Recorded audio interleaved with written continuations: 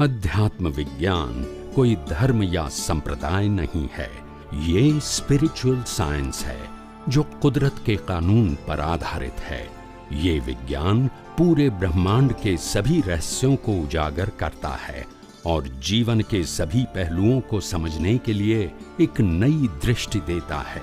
इसी को art of vision कहते हैं, दुनिया को देखने की एक नई दृष्टि, जो अध्यात्म विज्ञानी परम पूज्य स्वामी श्री कमलेशानंद जी के निर्देशन में सनातन सत्य का अनुसंधान कर हमारे जीवन को प्रकाशित करे।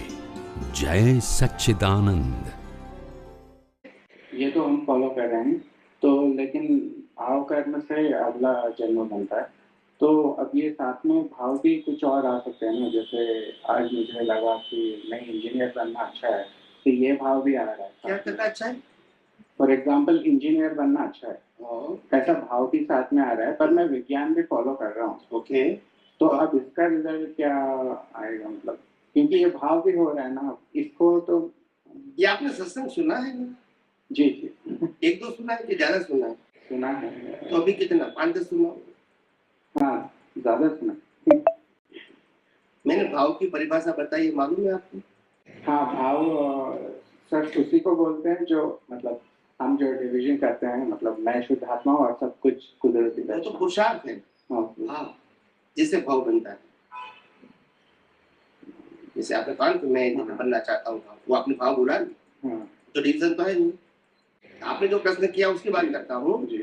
आपने भाव की बात किया है ना, और उसमें एग्जाम्पल दिया कि मेरे को इंजीनियर बनना है, तो इसमें तो रिवीजन कहाँ हुआ?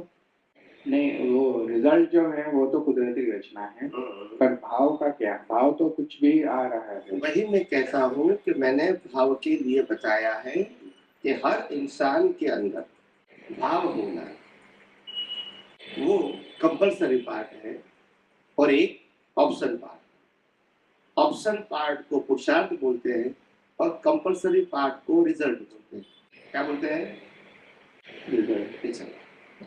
जन्म से मौत तक जो भी आप भाव करोगे, सब्जेक्ट टू करंट बर्थ, ध्यान से सुनो, जन्म से मौत तक जो भी भाव करोगे, सब्जेक्ट टू करंट बर्थ, ये सब डिस्चार्ज एंड मैकेनिकल भाव है, वो पुरुषार्थ में नहीं आते। मगर जो भाव इस भाव के साथ जुड़ा हुआ नहीं है, इसका वो मूल भाव है जिसका रिजल्ट नेक्स्ट बर्थ में है।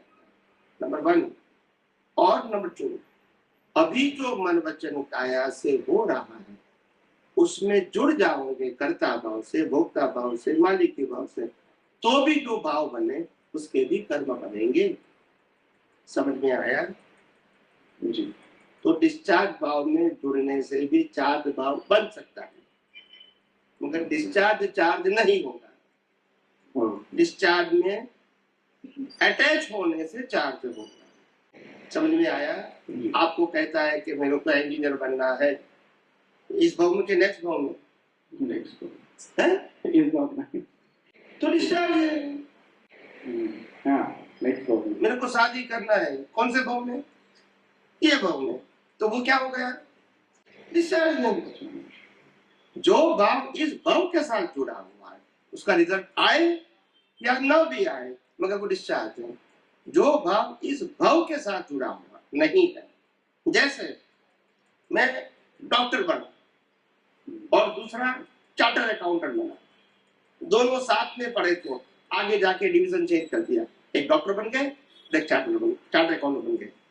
फिर दोनों मित्र 5 साल के बाद प्रोफेशन शुरू करने के बाद मिलते हैं, 5-10 साल के बाद।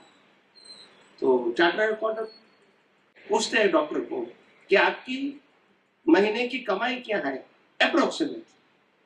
तो डॉक्टर कहता है मैं तो 5-10 लाख रुपया कमा लेता हूँ ऑपरेशन करके। तो डॉक्टर पूछता है चार्टर अकाउंटेंट, तुम्हारी कमाई क्या है? तो बोला हमारी तो महीने की कमाई शायद लाख रुपया होगी।